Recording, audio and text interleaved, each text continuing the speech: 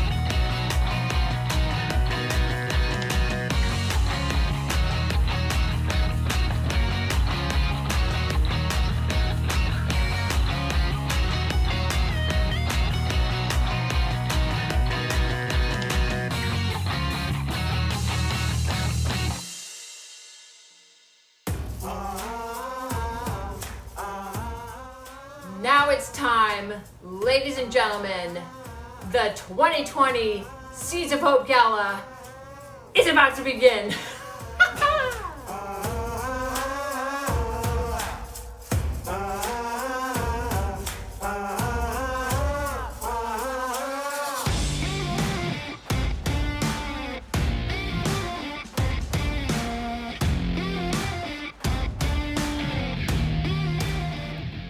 Mental health matters everywhere.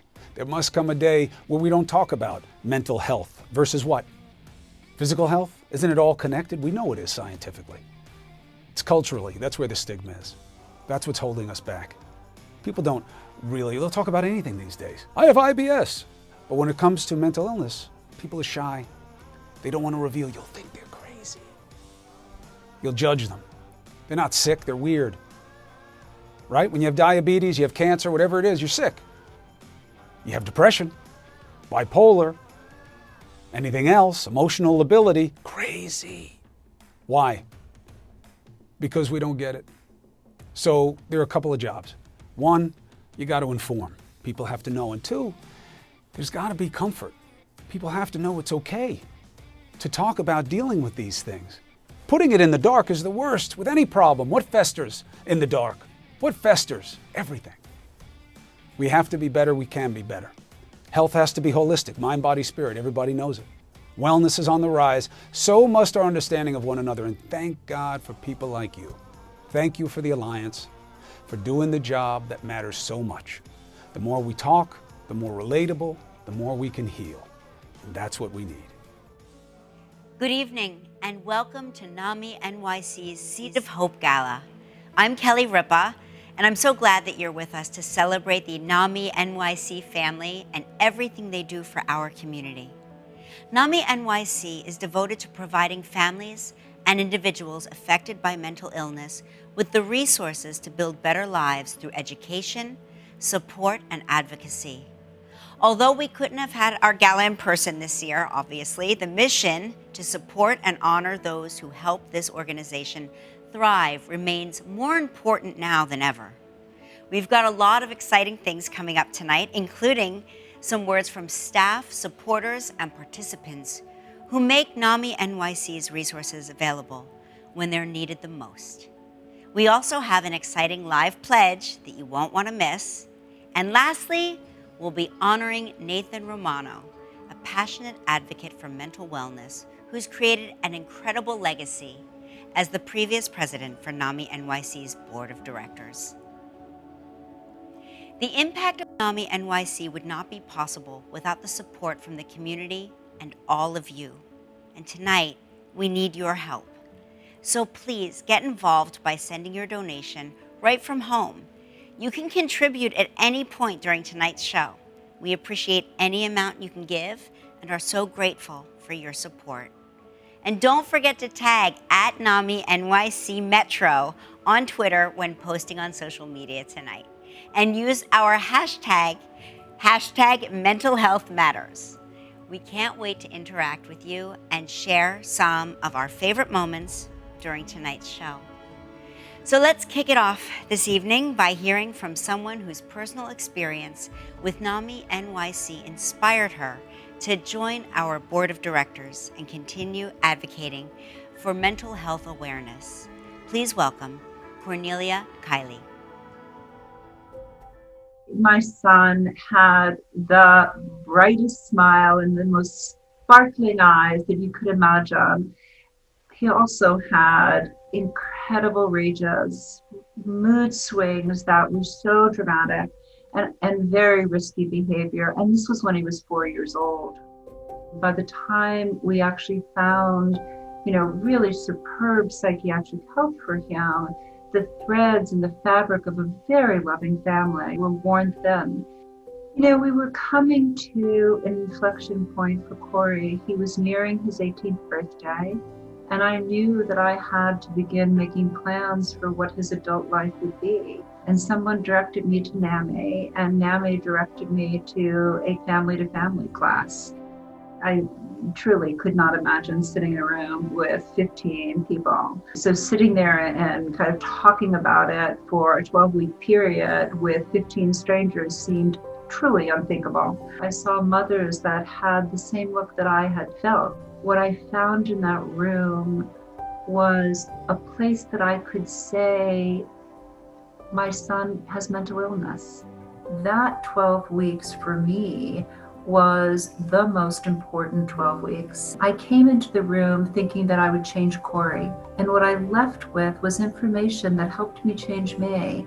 It helped me understand that I couldn't love him back to health, that I had to meet him where he was, not where I wanted him to be. And I knew in that moment that what happened in that room, that it was so powerful what NAMI could do for people's lives, that it had to be brought to a much larger audience. It's not just a professional issue, it's actually somebody who's walked that path with you, who truly understands what it feels to be on the journey of either struggling with mental health issues or loving someone who's struggling with mental health issues. It's just a group of individuals who are really dedicated to changing lives around the issue of mental illness and mental health. We can change that through an organization like NAMI, but we have to do that as a society and as a group. Many of our clients live this each and every day of their life. If we don't break the silence, if we don't learn to have a vocabulary about mental health struggles, we will never solve the issues. It just makes the work that we do at NAMI that much more important, to really reach these people, to give people language, to talk about it, to open up the hope of better research, more research. With the help of more financial support, we can do even more. And we can develop more programs, we can reach into more communities, we can change more lives.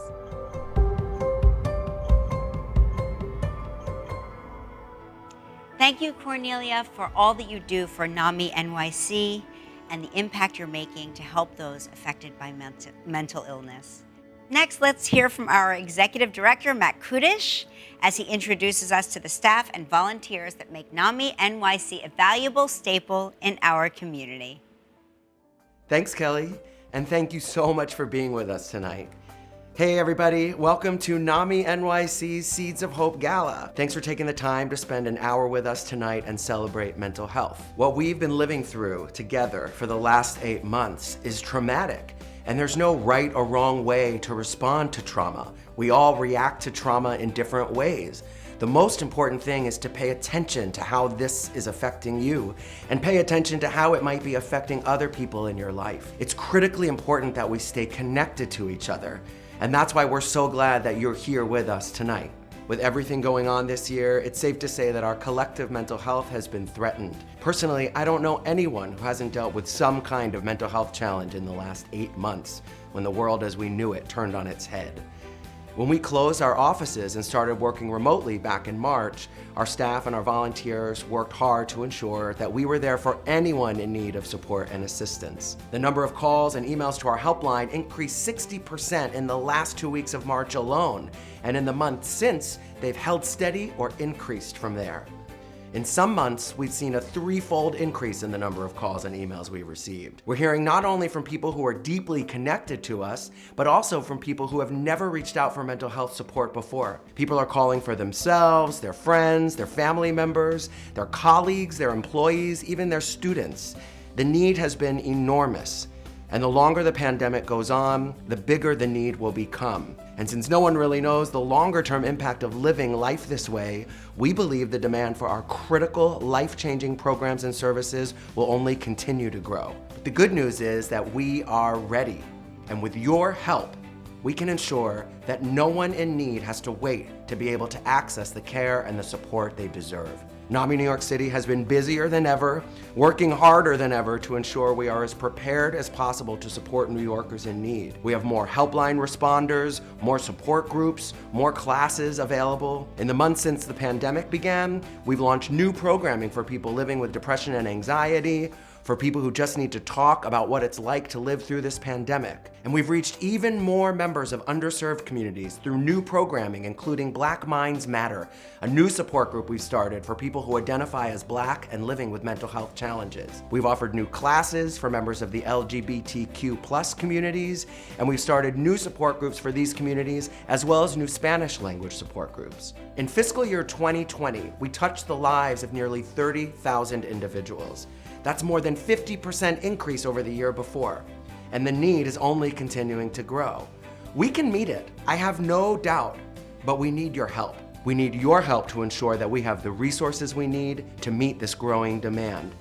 We need your help to ensure we can continue to support our incredible staff and the hundreds of volunteers we rely on each and every day who help us deliver our life-changing programs and services. Programs and services that are literally not offered anywhere else in New York City, and programs and services that are all available free of charge to anyone who needs them. Speaking of our incredible volunteers, I am thrilled to turn the mic over to some of our amazing staff so you can hear from them just how much these volunteers mean to the NAMI New York City family. But before I do, I want to thank you again for being with us tonight and ask you to please donate in support of our work and our mission. From the bottom of my heart, thank you. You make hope possible.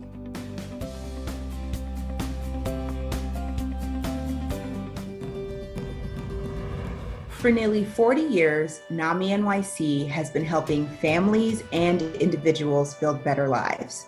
I came to NAMI-NYC to find help for myself while I was caring for my ill relative. To find help for my daughter. For my son, but find help for myself instead. The community I found and information and support I received helped change my life. I knew I needed to be more involved.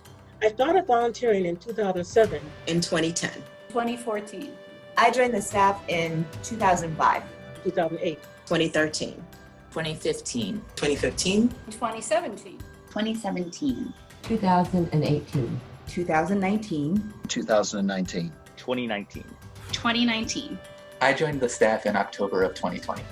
Our nearly 300 volunteers are the lifeblood of NAMI-NYC. They answer calls to our helpline, teach our education classes, facilitate our support groups, represent us in the community, advocate for social change, and more. Last year, they helped us reach over 29,000 New Yorkers. We could not do what we do without our volunteers, and tonight we celebrate each and every one of them. From NAMI-NYC to you, thank you. Hello, I am Peppermint, and I am so thrilled to give a very special shout out and a big thank you to the NAMI-NYC family of volunteers and leaders who are serving us with all of their great care and support. Yes, let's go on. Give yourselves a round of applause. It's for you. These incredible volunteers are the frontline responders of a different kind. They're listening openly, honestly, and without judgment to our friends and our loved ones who are experiencing unprecedented levels of stress, anxiety, depression, and isolation. The simple questions they ask, like, how are you? Or tell me what's on your mind, provide a safe space for those who are coming to terms with their pain.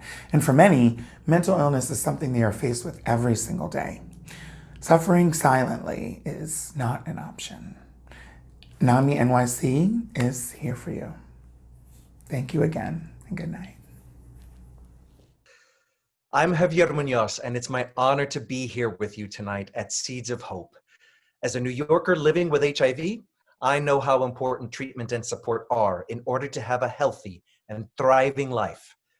The work that NAMI-NYC and its incredible volunteers do to fight stigma and other barriers that prevent people from seeking care and support is so crucial to our community, especially at a time in history when our mental health has never been more tested. NAMI-NYC's peer-based programs and groups are always free. Whether you're a young adult, bipolar, Latinx, Black, a first responder, or identify as LGBTQ+, and regardless of your age, race, income, or health insurance status, you can get the help you need at no cost. To our NAMI volunteers, we salute you. And to those of you taking the time to tune in, we are so grateful that you are listening. And thank you. So inspiring. We appreciate each and every one of you for your dedication, passion, and drive to make NAMI-NYC so special. Okay, so how are we doing on social media? I'm gonna take a selfie now. Somebody's gotta hand me a camera. And once I do, don't forget to tag NAMI-NYC Metro on Twitter as you post throughout tonight's event. Use the hashtag Mental Health Matters so we can share all the fun on social media. Although the NAMI-NYC team has always been there for those affected by mental illness, they also provide critical resources for the friends and family impacted by it as well.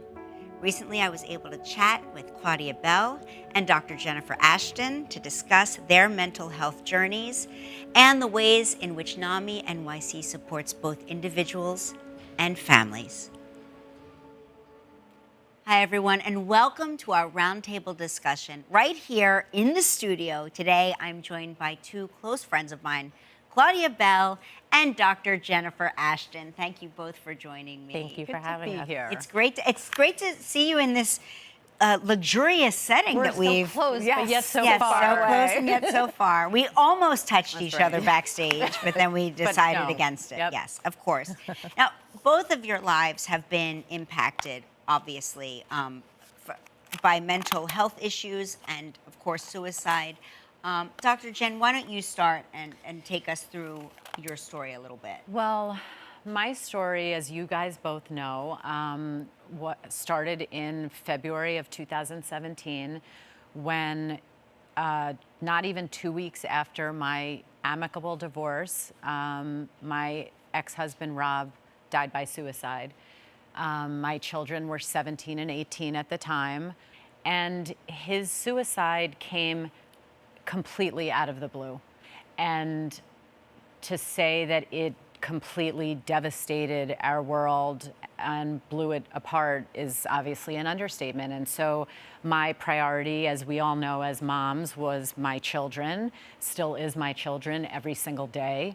And we kind of just became enveloped in this world of mental health, mental illness awareness, destigmatizing something that so many adults and Americans and teenagers live with. And we've learned a lot, and we continue to learn a lot. I watched my dear friend Claudia Bell here struggle, and you know, as the support group of women that we all sort of like circled around Claudia, I watched her almost reject help for herself. So Claudia, if you wouldn't mind taking us through a little bit about your journey and when, you know, at what level was it that you finally sort of said, okay, maybe I need to think about how I'm looking at. Absolutely. Well, my story is very similar to Dr. Jen's.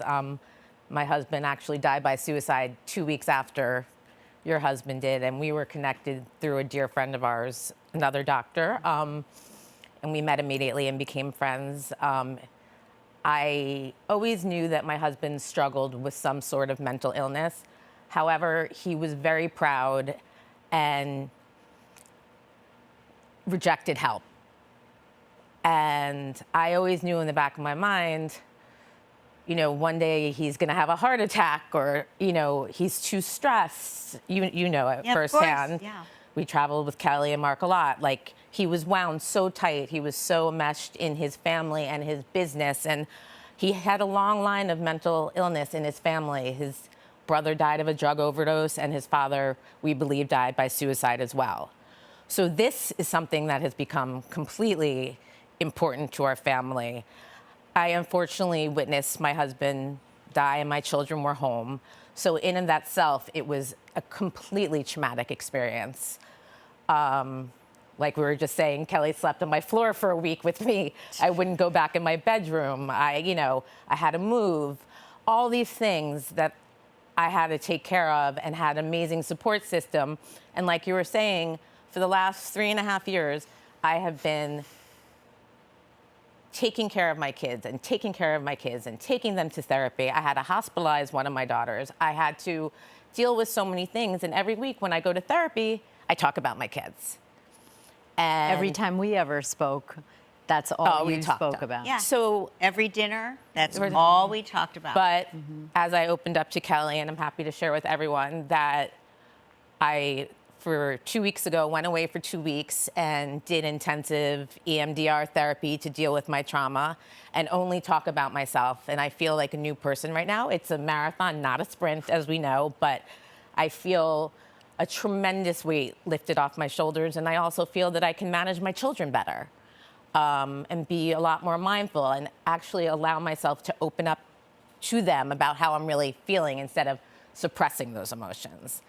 And why I think NAMI is so important is I really, really wish that I knew about NAMI in the times when I was struggling with my husband, trying to get him help, trying to find an outlet to talk to people who knew what I was going through. And what NAMI does is they provide all different classes that are peer-led by people who've gone through the classes, have gone through what we've gone through, suffer from any mental illness, but are willing to talk about it. And I truly wish that I had this to go to when I was dealing with my husband. They have classes for survivors of suicide. They have classes for everyone, not just people who are suffering from mental challenges. So I've loved getting involved with this organization because I think, as we know, suicide stems from some sort of mental illness. And it's amazing, though, watching you sit here, like the fact that you're here, I can't even believe it. It's like, it's really just, it's a testament to your growth and to where you are. Right, and you know what? By destigmatizing mental illness, which is what NAMI does, is so important because, like you said, it's like having an injured knee. We need to normalize the conversation around mental illness. I have anxiety now. My daughters have anxiety now, depression. More than not, someone is suffering from some sort of mental health, anything. And we need to erase the stigma around that. And it is so important to me, to all of us, and to my children who work tirelessly in doing this as too. And that's what I think NAMI's main mission is, to let's normalize this conversation. Let's provide free care for anyone who deserves it. It's so very important that we take away this stigma. So if somebody is watching this right now, somebody is out there watching this, and they are struggling with mental health issues, but maybe they're resistant to getting the conversation, there's hope, there's help. You're not alone. Those are the three most important things that someone needs to hear, and not just once, over and over again.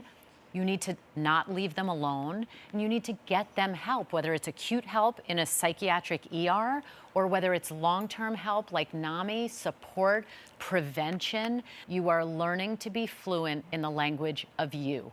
how you respond to stress, how you respond to life's ups and downs.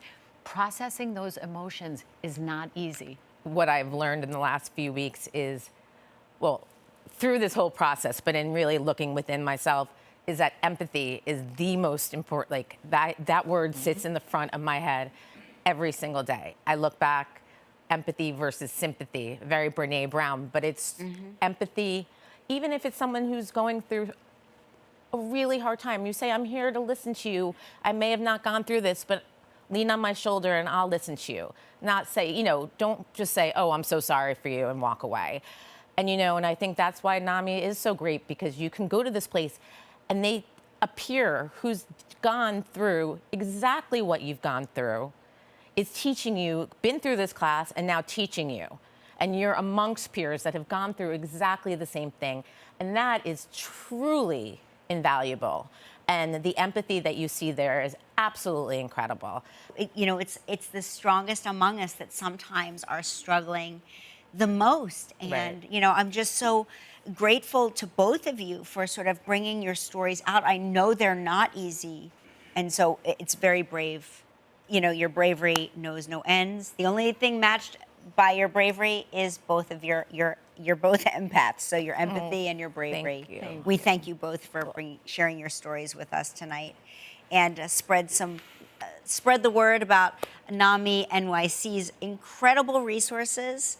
Thank you for joining me tonight, and thank you for being involved with NAMI and coming on board with us. It means the world. This matters. It's important, and it's easy to get behind things that matter and that are important.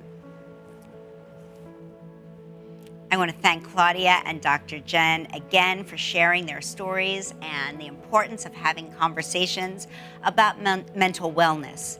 NAMI-NYC is truly an incredible organization.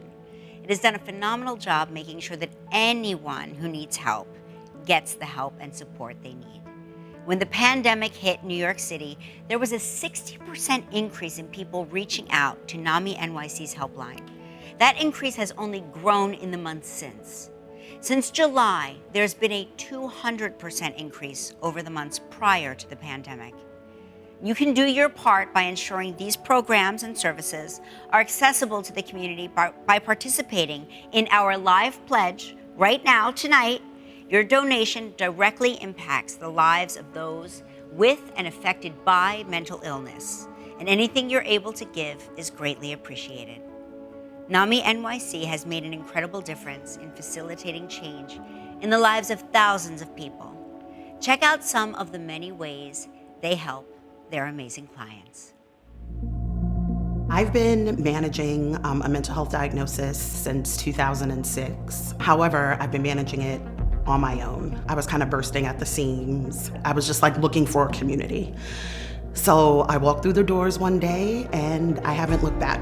There's so many people who suffer from mental illness, and it's amazing to me that in 2020 there's still a stigma. People with mental illness, in my opinion, are warriors. It's not an easy path by any stretch of the imagination. I think if people had a deeper understanding of it, which I really feel is what NAMI does. NAMI opens doors that some people think are closed. What NAMI has to offer in terms of education, advocacy, and support, which has helped someone like myself and people that I know find recovery, stay in recovery, and get back to recovery once you've had a relapse, is priceless. The first day when I came into that office, it was very empowering for me. I was like, thank you, Lord, I'm at home. I fell head over heels in love with a wonderful man who has a mental diagnosis. I remember when he first decided to tell me, and it was just kind of like, okay, well, you're great, you're fine, so no big deal. And then it was like, oh, I need to learn how to talk to you. I need to learn how to listen to you. And I need to learn how to observe and understand that this is an illness. I just didn't know. And having NAMI, now I know, and I feel better. In the Latinx community, sometimes we don't talk about mental health. NAMI opened the doors for me to engage with people in person and be able to have those type of conversations about anxiety, about depression, about the things that I never talk about in my house. In coming to NAMI, I started looking at my mental health diagnosis not as like a hindrance or like this scarlet letter, because you do feel like that. I'm at a place where people understand me, they don't look at me strange, and they don't talk to me funny. I wish I had known about NAMI when I was going through it, because a big part of my story was I was going to this psychiatrist and this therapist, and it was like nobody was really able to help. I came to NAMI, I feel like, from a different perspective in that, oh my God, I made it. I want to give back. I'm a firm believer of helping others helps you. I love being a volunteer and a leader because everything's so peer-led. I'm getting something out of it at the same time that I'm noticing other people getting something out of it. And what we're offering is free because of the hard work of the fundraisers and the money and the donations that go into it to keep these programs free. And I just 100% believe in what we're offering.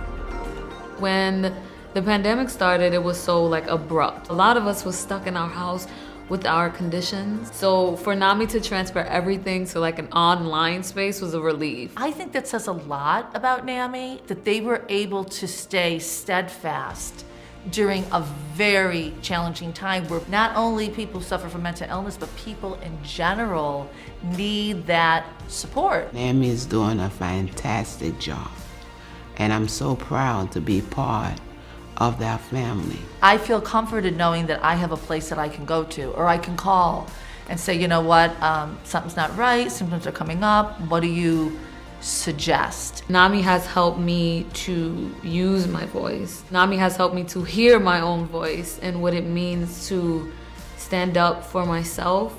It feels like I'm part of a big movement, but yet part of a very local family community too. NAMI has helped me so much. First, they helped me to accept I had an illness and that it was okay. My name is not my diagnosis. My name is Cynthia, and that's who I go by. It's given me too the acceptance of myself, because now I love myself.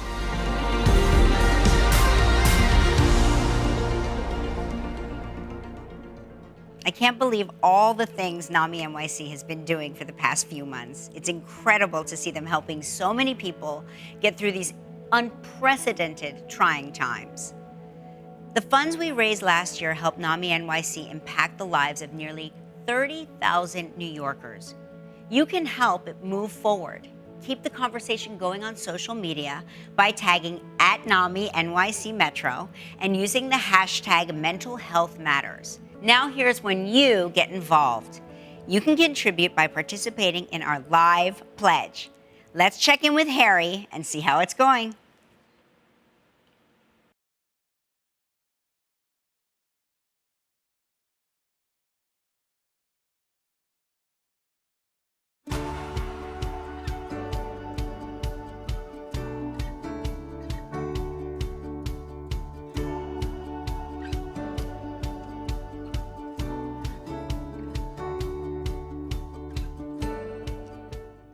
To anyone listening, I see how you carry your pain so bravely. I see it because I too have carried my pain like so. Quietly so no one could hear. Discreetly so my smile could mask it from others. You carry it well, but you need not carry it further. Set down that heavy bundle of shame. Take hold of my hand as we walk and talk in places lighter than where you have been. NAMI-NYC is here, dear friend. Now more than ever, we face our pain in quiet and little distraction. Now more than ever, free mental health care is a necessity so you can take hold of that hand you may need in your darkest hour. Thank you, NAMI-NYC, for showing up in each day and each hour. Wow, that's incredible. I can't believe how much money we raised together. Thank you all so much for your contributions. Your donations ensure that those living with and affected by mental illness have access to the resources they need. Special thank you to Chris Cuomo, Aija Mayrock, and Javier Muñoz, and Peppermint for their participation in tonight's event. We're so thankful for all that you do. I'd like to take a moment to welcome an inspiring individual who will be receiving the Ending the Silence Award. This honor celebrates a person who's used their voice or platform to shed light on mental health and openly encourage others to seek support. I'm proud to introduce you to tonight's award recipient, New York City Public Advocate, Jumaane D. Williams. Thanks so much, and shout out to Kelly Ripa. And thank you so much to NAMI-NYC for this award, and thank you for all of the work you do every day to end the stigma surrounding mental health and mental illness while providing critical resources to support all of those who are affected. The truth is, and I've said this many times before, that all of us are impacted by issues of mental health. And pretending otherwise is not only hurtful on an individual level, but also to the broader cause. I've been clear in saying that I've been in therapy for about 5 years now. And when I was elected to this role, I wanted to end the silence and stigma and speak out, to make a space for people who need help to seek it, especially for Black, Brown, and immigrant communities where the stigma is even higher and where societal and cultural barriers make getting help very difficult. In that spirit, I want to ask everyone here, how you holding up? Now, it's a question too easily dismissed with a casual, I'm fine, I'm okay, nothing much, if you're only paying half attention. But now, more than ever, it's a critical question to ask each other, to ask ourselves, and to answer honestly. So, how are you holding up really? I'll go first. This is hard. It's trying. It's stressful. It's tiring and it's painful. The election, the pandemic, the constant loss of lives from communities who are sandwiched between street gun violence and police violence. Whether it's on the news, on our social media feeds, or in our personal lives, we are seeing and feeling loss and pain on a daily, constant basis and on previously unimaginable scale. The mental and emotional exhaustion of these crises is taking a toll on many of our mental health around the city. It's definitely taking a toll on mine, and we haven't even discussed the election yet. It's important to admit it and important to talk about it. So often we aren't able, seemingly aren't allowed to talk about it. And in communities like the ones I mentioned earlier, it's not just a feeling, it's a societal conditioning. It's not only that someone like myself, a Black man, aren't supposed to show emotions, it's that we're not supposed to feel them at all. It's an unhealthy societal force, an unhealthy individual oppression. And right now, all of us across all races, gender, age, neighborhood, need to be focusing on what's healthy, physically and mentally. With groups like NAMI-NYC, I want to continue to work to end the silence around mental health and mental illness, and end the disparities in access to mental health services. Thank you so much for this award. And I'm going to end by saying I'm not okay. And it needs to be okay to say that. Peace and blessings to you all. Love and light.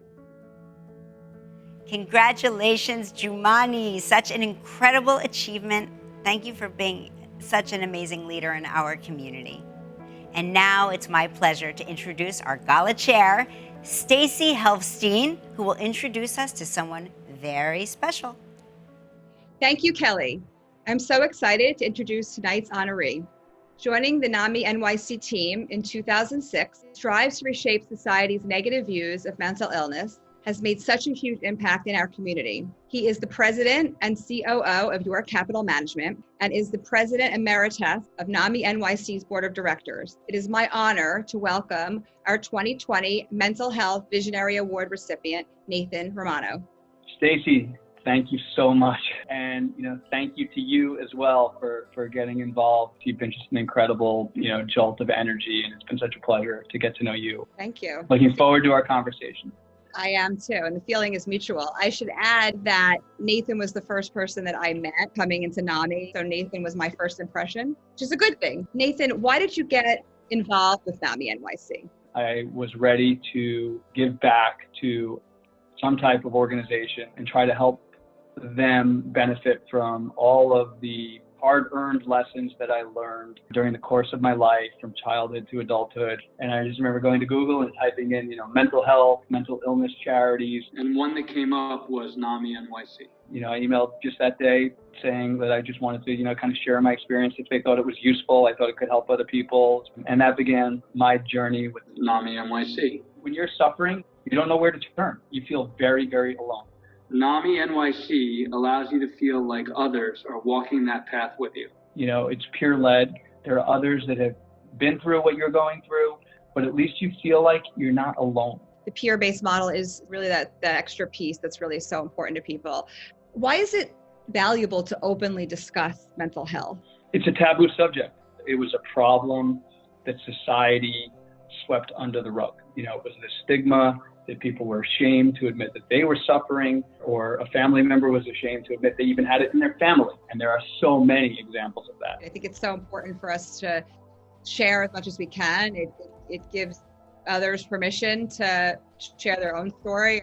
How has your openness about mental health benefited the business community? I think the business community has not only realized over the years, but even more so with COVID, that if you hide them under the rug and don't provide a community or a culture that allows people to deal with these things, these problems just get worse.